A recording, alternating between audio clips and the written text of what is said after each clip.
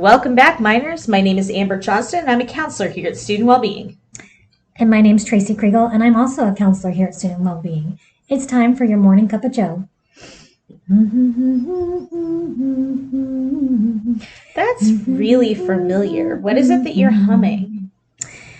Amber, come on. It's Carry On My Wayward Son. It's a famous song by a band named Kansas. But most recently I heard it while watching Supernatural. Have you heard of it? Supernatural? Yeah. It's one of my favorite shows. I knew it was. You're just, I'm kidding. I had to get you there for a minute. Speaking of Supernatural, you like our kind of awkward, get to the point, thing here. Okay. I know, anyway. right? So today we're going to use Supernatural to talk about cognitive reframing and cognitive dissonance. Right. And of course, that song's stuck in my head. So I think it got me thinking about cognitive reframing as well. So yeah. Right? Yeah.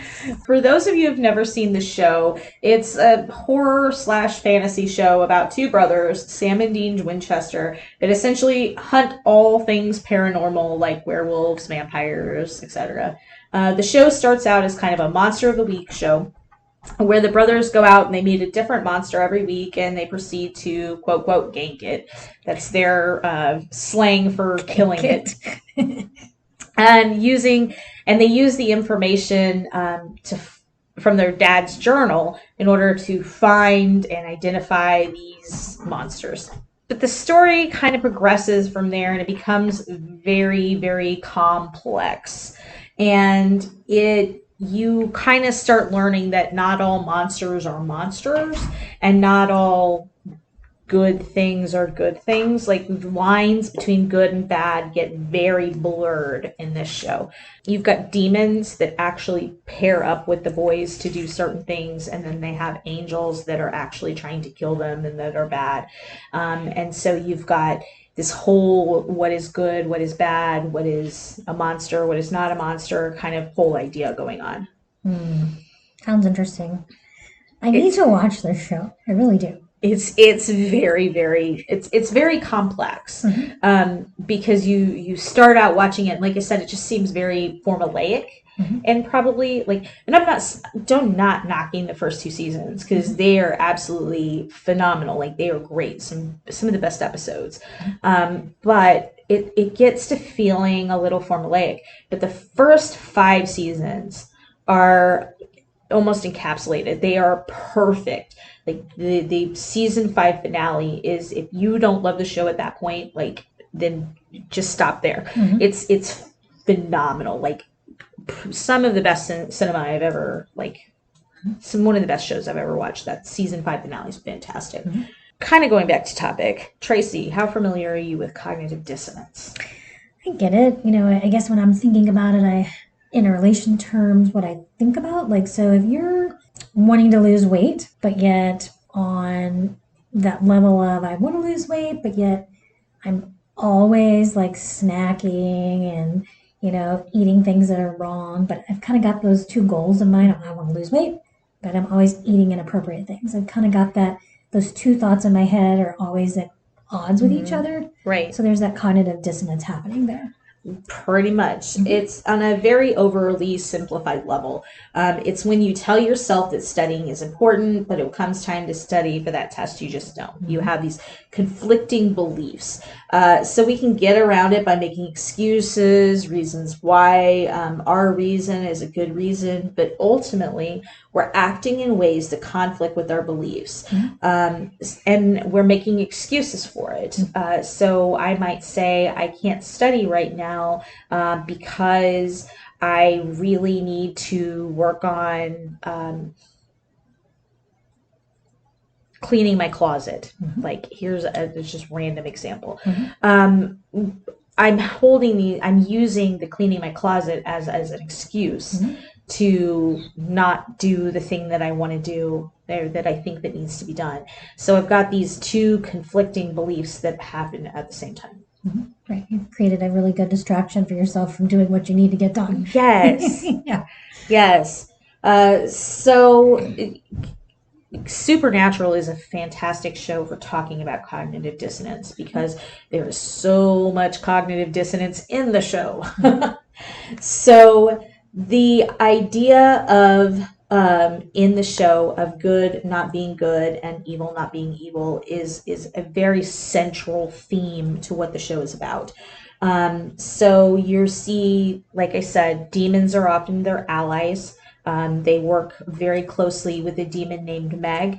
And at the very beginning of the show, Meg is actively trying to kill she's trying to turn Sam bad, and then she tries to kill the boys, and it's just she does some really terrible things. But then later in the show, she's more of a comic relief, and she and the angel have this almost romantic thing going on. Like, so here she goes from being this person that, or this demon that's very much the bad guy of it, one of the major bad guys of the show, to being part of the good team as the show progresses. And then you have like the king of hell, who at the beginning of the show, he's again an adversary, but then he's giving them things and then helping them, and then he turns around and then by the end of the show, he starts majorly helping them and is part of their team, and again teams up with the angel, and they almost get this buddy cop thing going, and it's pretty like, oh, it's hilarious, like completely hilarious. So what do we do with cognitive dissonance? We have to change the way we think to be more in line so we don't have those conflicting thoughts.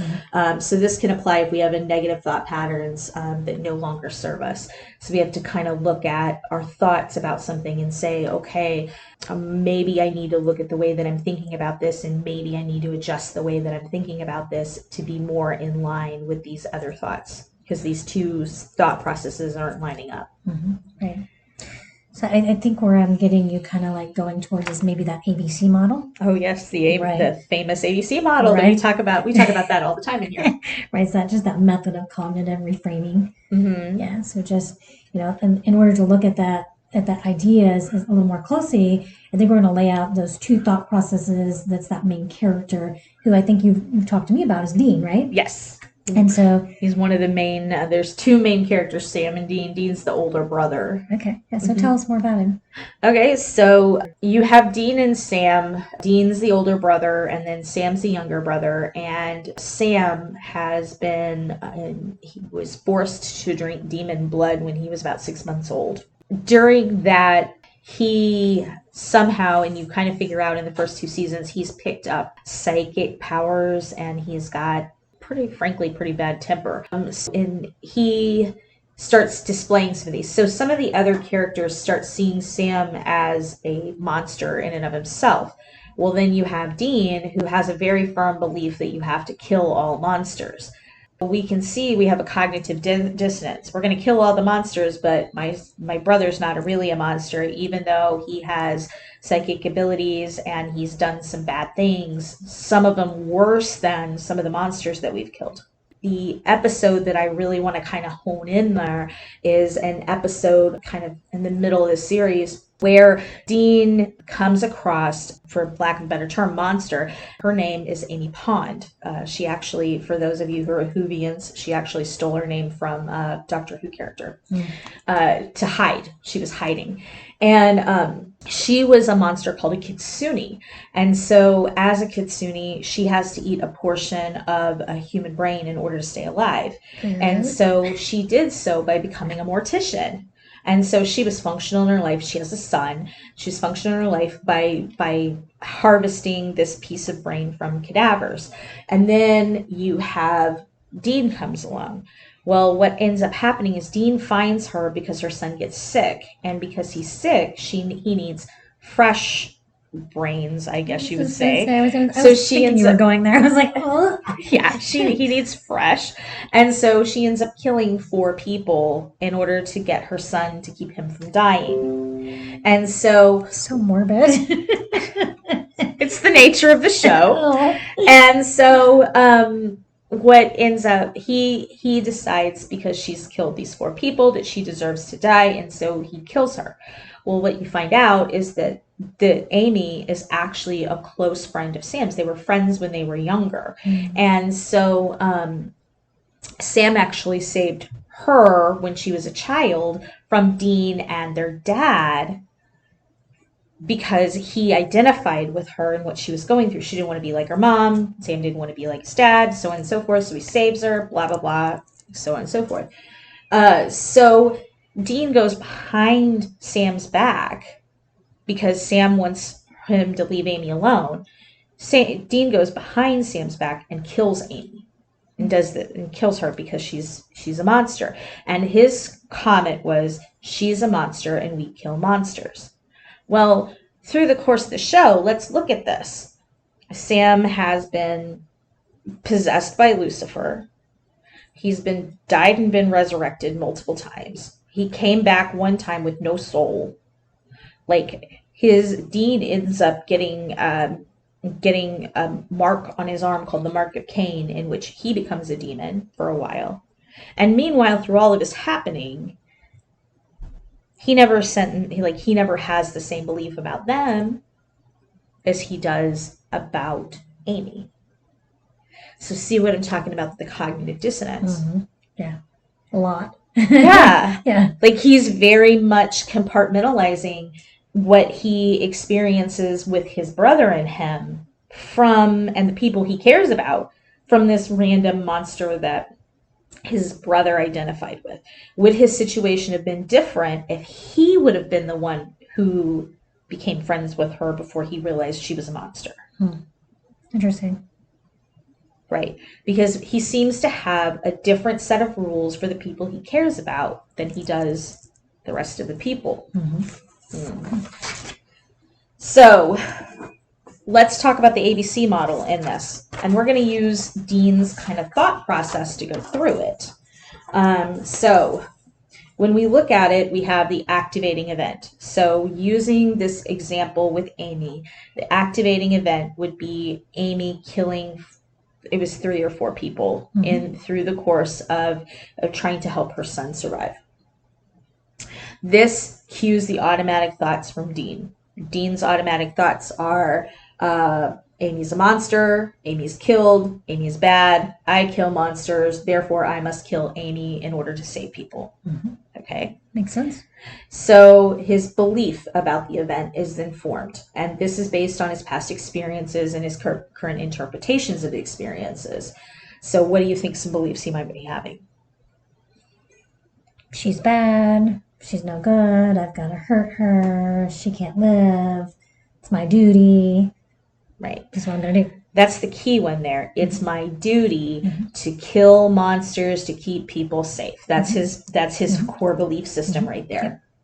Okay. So let's go into the consequences. The consequences of that is he kills Amy and causes a major rift with him and Sam. Like, they end up having a major issue between the two of them for a very long time over him killing this girl. Yeah. Amy was Sam's friend. Yes. He helped her. Take care of her, yeah. And then he just went and killed her. Yeah. Right. So what do we, like, let's go back to this kind of the emotions that he is produced at this point after his belief system of it's my duty to do this. He's feeling this sense of obligation, this sense of duty, this overwhelming sense of responsibility.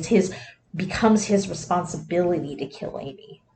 He becomes, and so after he kills Amy, like I said, he's got that loss of trust with Sam, which then becomes a major discord between the brothers for a very long time. What Dean could have done was kind of pull back a little bit when he's having those automatic thoughts of Amy's a monster, Amy's killed, Amy is bad, I kill monsters, I must kill Amy in order to protect people. Let's pull that back, and he could say something like, Sam has done bad things. Sam was saved and was good. Amy only killed this one time. Can Amy be saved a second time? Because Sam was saved a second time. Yeah, challenging those beliefs. Yes, and we're challenging the beliefs. Because Sam was saved twice. Can Amy be saved twice? Instead of using the all or nothing Yes. thinking. Yes. And so we can kind of, at that point, how does that change our belief system? Mhm. And instead of us being, it's my duty to kill Amy, what would his thought process be? My duty to save Amy. Mhm. My duty is to keep people safe. Safe. Mhm. Right. And then what's the emotional response there? He's still getting that sense of duty and that sense of obligation, but instead of it being focused on killing Amy, it's focused on saving Amy and ensuring that she doesn't kill any more people. Mhm. And then it's focused on, the consequences. We don't have that major discord between the brothers. Sam would wholeheartedly support that. Like it would totally change the dynamic. Yeah, it would have changed the outcome immensely. Right. I've never seen the movie, but I know from the way you're explaining it, I can imagine it would have changed the outcome immensely. And I think, if you apply that to present day, if you would have had a similar situation, which hopefully you would never have that similar situation, but using that ABC model, looking at consequences, looking at activating events and beliefs, that's the way that you challenge a belief. Yes. Is looking at what are the consequences of my belief going to be. And a lot of times people don't think through that. They're impulsive. And impulsivity can drive people to do things that get them in trouble, that cause harm to other people. And I think that's important that people stop and think before they act. Right. It's not challenging those automatic thoughts. You can generally recognize an automatic thought because it has things like always, never, things like that in it that overgeneralize the situation. So when we look at, let's go back to Dean's automatic thoughts and let's show what the cues are that those are automatic thoughts so you can recognize them in yourself.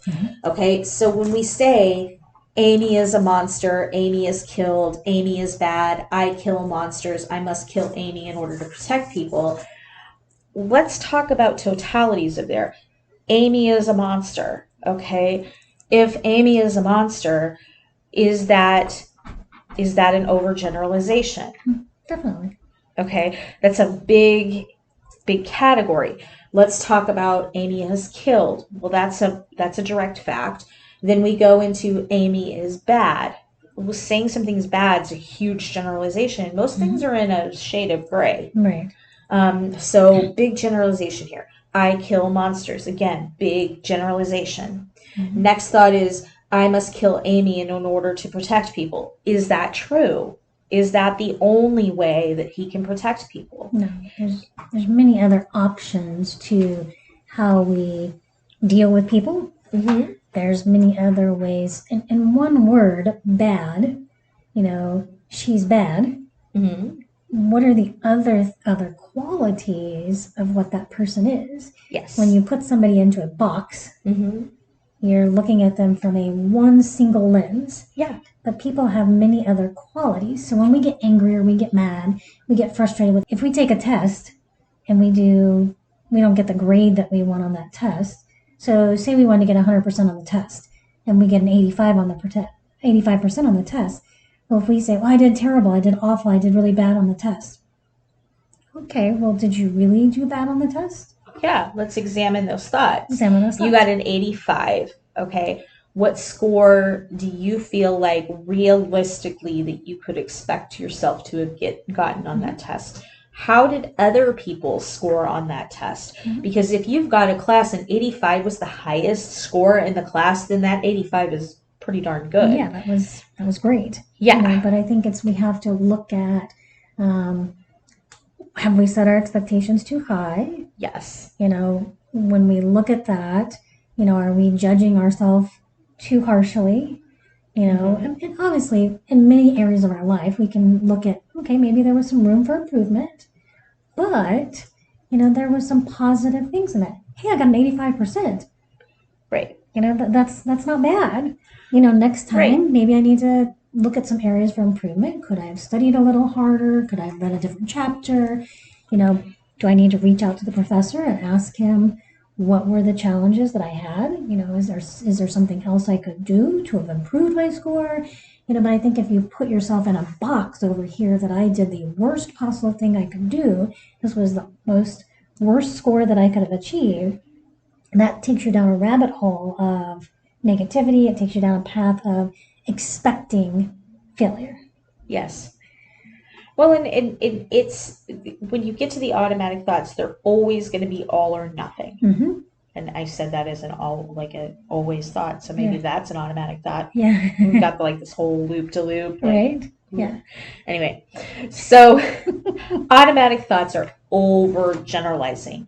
I always mess up. I always fail tests. I'm not good at tests. See how that's an overgeneralization. Mm-hmm. Because maybe I struggle with certain aspects of tests, but that doesn't not going to mean I'm not good at tests. Mm-hmm. Okay, you feel like you're not good at tests. What are some times that you've done well on tests in the past? Mm-hmm. What kinds of tests do you do better on? Do you better on multiple choice? Test is a pretty broad term. Mm-hmm. Saying that I don't do well on tests is very broad. Mm-hmm. Right. And I think the one thing we have to talk about even greater is your automatic thoughts are directed by your core beliefs. Yes. Well, they help form your core beliefs. Yeah. That's the B part of this. Yeah. So you have the automatic thoughts, and then they form that core belief system. Mm-hmm. So if I constantly think, I go into a test and I'm saying I'm never going to do good on this test. Again, notice the never. Mm-hmm. Yeah. I'm bad at tests. Mm-hmm. Now we've got that core belief or that thing. We're going to pop into our core belief, and our core belief is going to be I am a failure. Right. I am this, I am that. And that's formed by all those little automatic thoughts. Right. And then what's the emotion produced at that point? We have the emotion of sadness. We start feeling defeated. We start feeling sometimes angry. Mm-hmm. Right.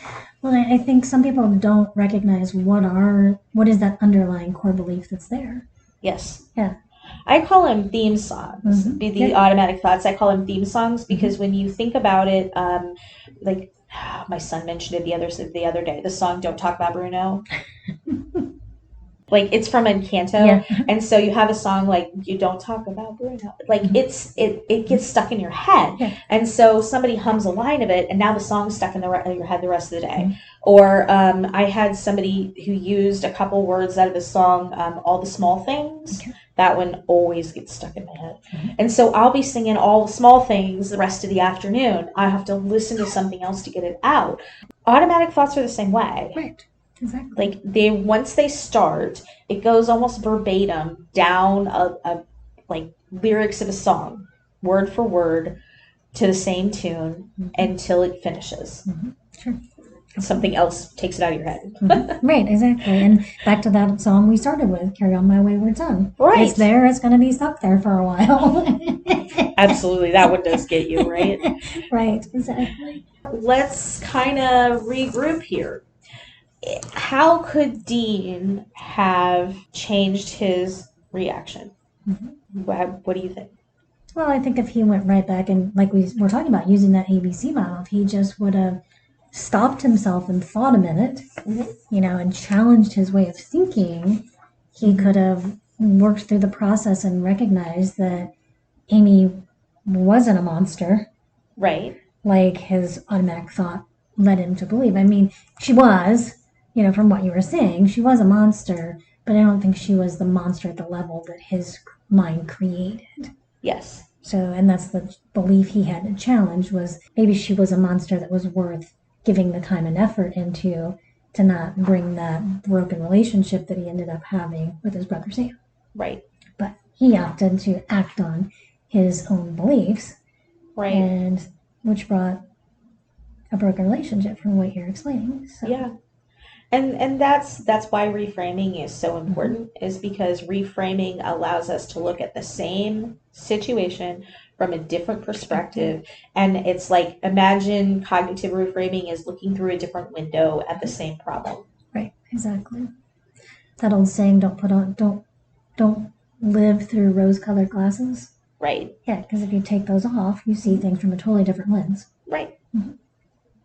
That's a horse of a different color. I know. That's what I was thinking when you said that. Right, exactly. Okay, guys. Well, thanks for joining us this week, and we will see you next week. Take care. for more information about mental health and wellness, contact Student Wellbeing at 204 Norwood Hall. And you can also give us a call at 573-341-4211. The song Happy Days is brought to us by music from www.free-stock-music.com. You can also add and follow us on Instagram, Twitter, and Facebook using our handle at S&T Wellbeing.